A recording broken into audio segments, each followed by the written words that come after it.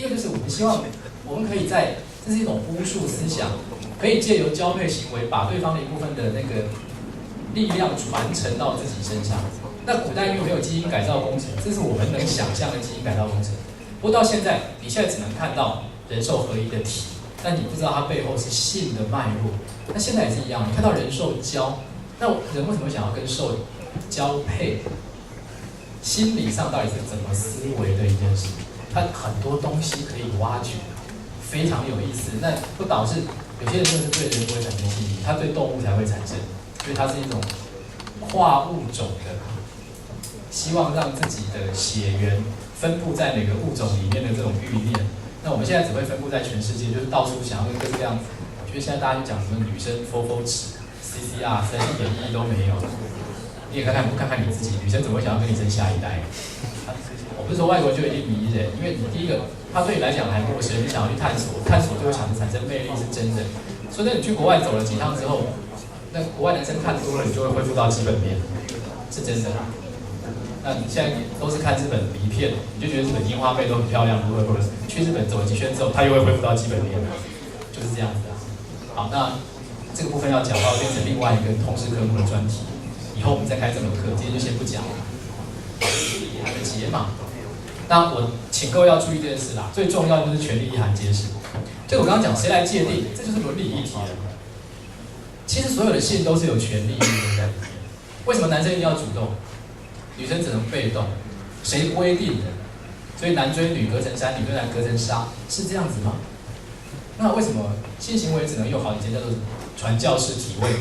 因为这个是唯一生殖的时候不带享乐意义去进行生殖行为。如果你想要换动作，表示你起了想要享乐的念头，那这就是罪恶，这是罪恶。那以前定义就是这么一回事啊。那为什么灵跟肉一定要分开？我们精神层次就是好的，肉体层次就是错的，所以不能有婚前性行为，表示你要先建立精神层次的交流，再开始进行肉体层次的交流。那谁规定什么先什么后啊？那什么叫做礼教？什么叫自由？自由就是放荡，自由就是低俗。遵守礼教就是你的精神可以提升，啊，人可以渐渐提升到礼的层次，而不要降低到欲的层次。但是是这样吗？用谁来规定这件事呢？什么叫性别？那你说是男生，你是女生，我想再问一次，你确定你知道你是男生还是女生吗？我讲不是只有纯生理上的差异。那各位都知道阿尼玛跟阿尼玛斯，对不对？阿尼玛或阿尼妈或阿尼玛斯哈。阿尼玛，男性特质里面的男性身体里面的女性特质，就是母性特质跟父性特质。你身上男生内心一定有一个母性特质在，女生身上也有男性特质在，那跟你的外显生理是没有直接关系的哦。好，你说同志跟同志，你总觉得同志也会有一个是阳性特质，一个是阴性特质，但是这是对的吗？你这样看，男生里面好多一个是一，一个是零，对不对？那女生就讲一个是 T， 一个是婆，那你现在还不是把同性恋看成里面的异性？所以各位对同性恋看法是正确的吗？那 T 跟 T 不能谈恋爱吗？婆跟婆不能谈恋爱吗？那不是真正的同性恋。那你是你自己还是先把同性恋里面分异性恋，你才觉得能接受？这样也不太正确啊。两个一不能在一起吗？不过你们露出了诡异的笑容，因为每个人都有一跟零啊，我知道了。我讲不要讲器官，我讲的是内心，讲内心。所以其实这比我们想象中还要复杂很多。因为性别之间的互相交叉，你划线连接，每一种都是有可能。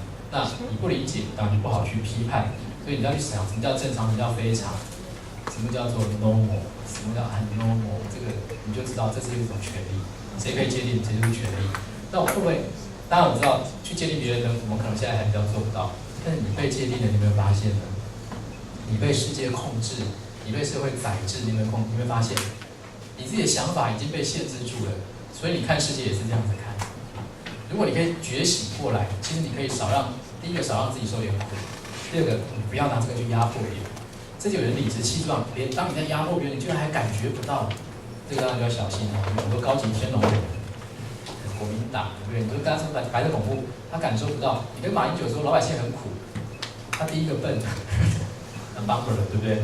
然后第二个，他可能他从小到大真的就不知民间疾苦，是事实啊，因为成长过程就是这样，那个东西不进入他的概念里。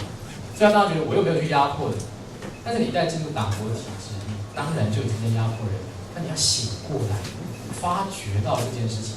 各位，教育有没有被剥夺？有啊，谁规定你们坐在下面，我在上面？然后我要打你们分数，我说什么就是什么。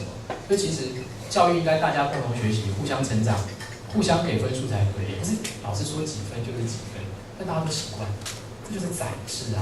那你想不想说我不要念大学好了？反正现在大家不是要去赚钱吗？赚钱跟念大学有没有关系？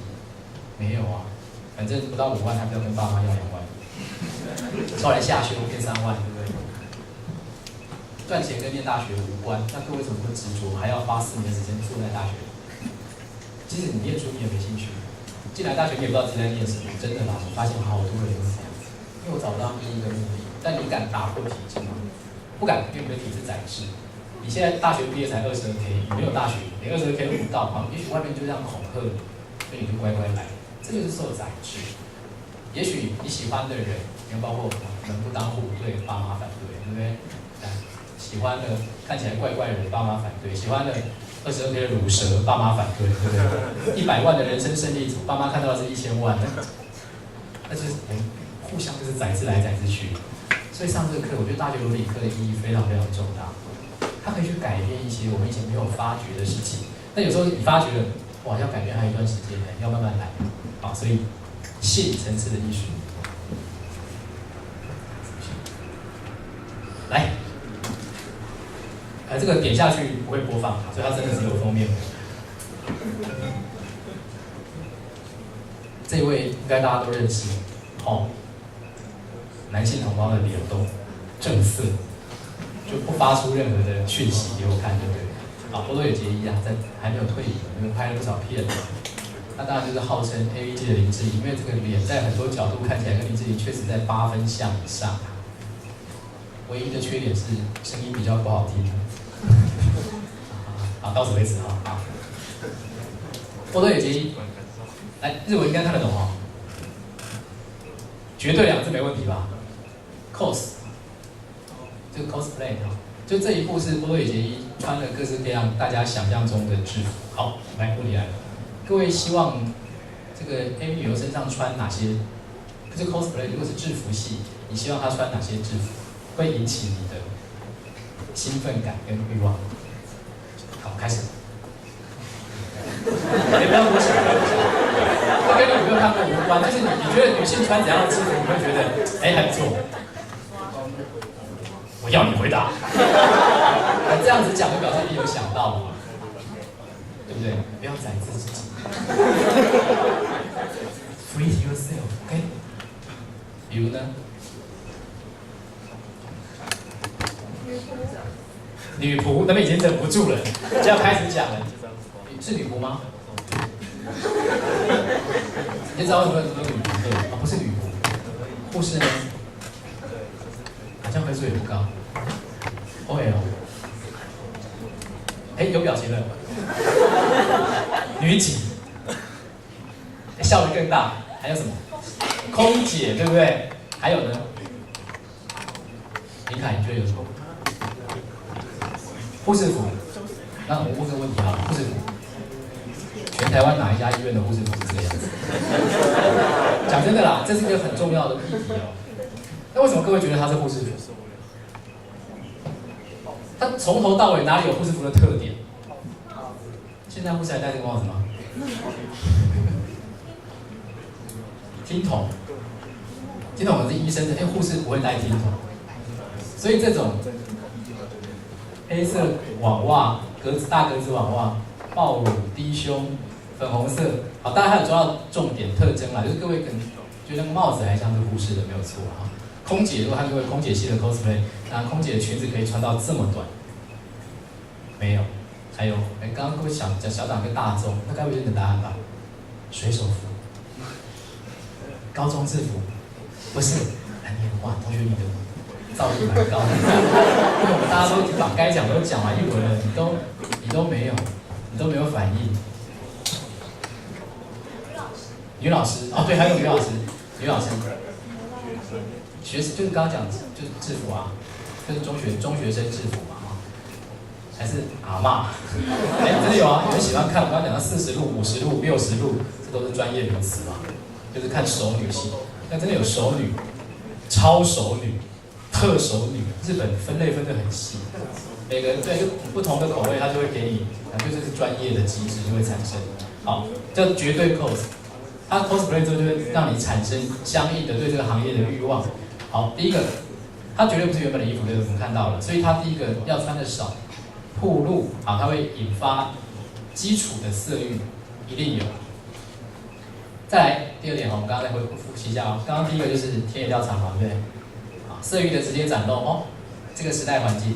不过各位看这个造型啊，再过10年20年，你就觉得很土，绝对很土，你就觉得这个 A 女优怎么穿的这么好笑，或者是化妆也很好笑，还有怎么戴这么可笑的眼镜？可笑眼镜，各位回来把眼镜带回来，这也是近这10年的事了。以前大家天天戴隐形眼镜，戴个眼镜是一点性感，跟性感是绝缘。漂亮女生眼镜一戴就完蛋，但是我们现在就是戴眼镜，你还会觉得萌、可爱，会加分，很奇怪吧？社会建构嘛。好，这个是外在，所以身材当然没有话讲，脸蛋没有话讲 ，OK 啊，当然 AV 女优里面的霸主。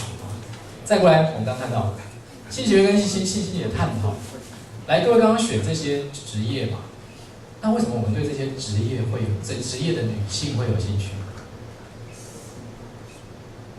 好，护士，我们会把性的幻想投射在护士身上，是因为什么？因为他在医院里面无微不至照顾你，所以你希望享受被照顾的感觉，甚至予取予求，对不对？你要护士跟你干嘛干嘛，那护士都照办，这是职业道德，好像是啊。好，这个就是对于女性的温柔的想象。那女教师、女警察呢，是为了干嘛？就是想要就是要颠倒，因为你老是被控制。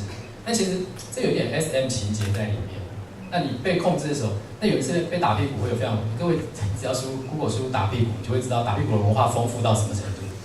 好，它不一定跟性有关哦，是纯粹他小时候被他爸爸处罚的时候，被妈妈处罚的时候就产生了快感。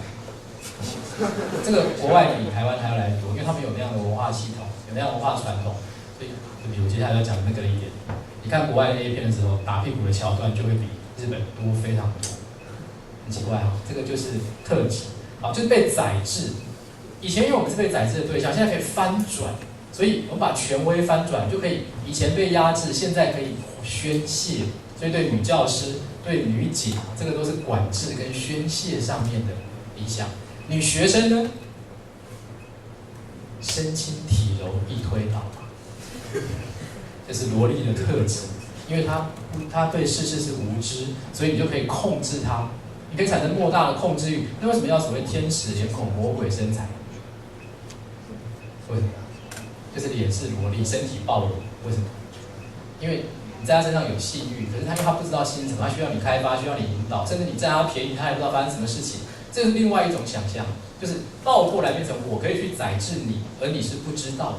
所以每一种 cosplay， 它都投射了某种心理行为跟心理概念。你看一分析下来，它是多么的有条理的东西。所以这些东西叫做历久不衰。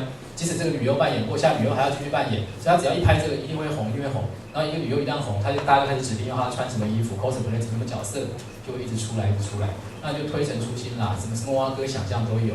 那在生活当中的各式各样的体验，日本还有很多这个电梯小姐的啦，对不对？他会变成新闻主播的啦，他就是想要颠覆某种职业形象，所以你就会有性幻想。这个就是心理上的分析。那权力上的制裁呢？因为我们刚刚讲，护士不可能穿这个样子，因为工作上绝对不会如此。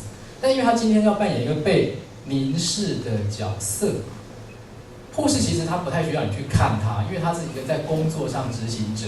甚至护士如果穿这样，会知道这个叫做执行工作一定很不方便。所以你看我们医院护士基本上护装，连裙装后来都取消了，他更不可能穿高跟鞋。护士穿高跟鞋还得了？那衣服呢，尽量饰品都要拿掉，因为不能打扰他的工作。可是这个呢是被看的护士，所以各位也好，你还记得前年有一个新闻。